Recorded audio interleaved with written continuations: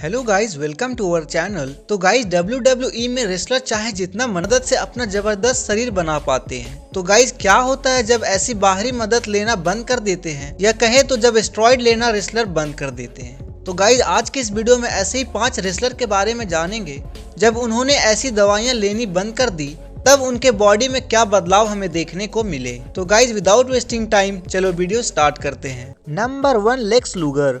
Guys wrestling का ये total package भले ही अपने इस दिए हुए नाम पर खरा नहीं उतर पाया, लेकिन उनकी अट्रैक्टिव फिजिक अक्सर ही उनके माइक्रोफोन और रिंग कुशलता की कमी को पूरी करती थी, जिसकी वजह से उन्होंने WCW वर्ल्ड चैंपियनशिप और बहुत सारे टैग टीम्स और सिंगल्स के खिताब अपने नाम किए थे।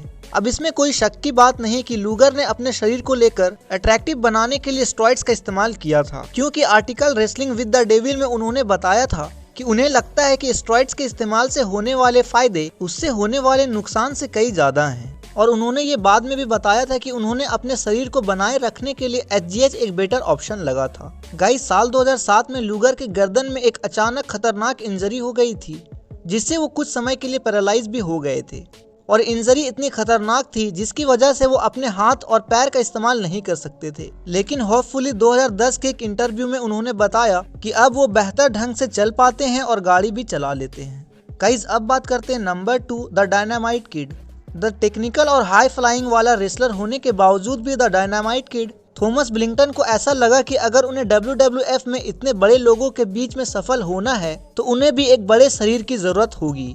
बिलिंगटन ने बताया था कि उन्होंने ये स्टेरॉइड्स अपने डॉक्टर से, अपने दोस्तों से और यहाँ तक कि घोड़ों को लगने वाली स्टेरॉइड्स को भी ली थी, और इसीलिए कुछ ही सालों बाद द डायनामाइट किड को बहुत सी बीमारियों का शिकार होना पड़ा, जिसकी वजह से वो एक व्हील चेयर पर आ गए थे, और जिसमें शायद उनकी उम्र भी कम कर दी। गाइस 2018 में 60 साल की उम्र में बिलिंगटन का डेथ हो गया था। उन्होंने उन बीमारियों की वजह उन स्टेरॉइड्स को ही बताया था, और जब उन्होंने स्टेरॉइड्स लेने बंद कर दिए थे तब उनके शरीर को देखकर फैंस को अंदाजा लगा कि इन स्टेरॉइड्स ने उनके छोटे शरीर को कितना भारी बना दिया था। गाइस अब बात करते हैं number 3, Scott Steiner. Scott Steiner का एक भारी कॉलेज वाले लड़की स्टाइल वाली रेसलर से एक अट्रैक्टिव शरीर बनने वाली बिग बॉडी फिजिक वाले रेसलर में बदलने की वजह से अभी भी रेसलिंग के सबसे अनबिलीवेबल बदलाव में से एक है। गाइज हालांकि स्कॉट इस बदलाव का क्रेडिट अपने रेसलिंग जीन्स को देते हैं, लेकिन ये मुमकिन है कि उन्होंने भी स्टेरॉइड्स की मदद ली होगी। अब या तो ये एक पॉसिबिलिटी है या तो उनकी ये किस्मत थी, जिसकी वजह से उन्होंने ऐसा शरीर पाया। स्कॉट स्टाइनर अभी तक अच्छे दिखने में सफल रहे हैं, और उन्होंने एक इंटरव्यू में बताया था कि वो कभी स्टेरॉइड्स का यूज नहीं कर रहे हैं, और कर भी रहे हैं तो बहुत कम। गाइज अब बात करते हैं number 4, Kurt angle.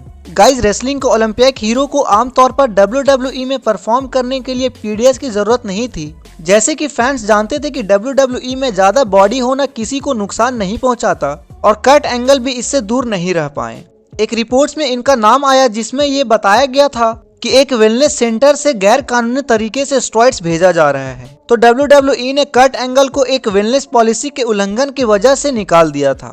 Kurt angle ने इसका विरोध करते हुए बताया था कि उन्होंने ये दवाई अपने गर्दन की चोट के लिए ली थी। तो गाइज ये थे WWE के 5 ऐसे रेसलर्स जिन्होंने अपने कैरियर के दौरान स्टेरॉइड्स और दवाइयों का इस्तेमाल किया, और उनके शरीर में काफी ज्यादा बदलाव देखने को मिला। तो गाइज ऐसे ही वीडियोस पाने के लिए हमारे इस चैनल को लाइक, शेयर एंड सब्सक्राइब करके बेल आइकन जरूर प्रेस करें।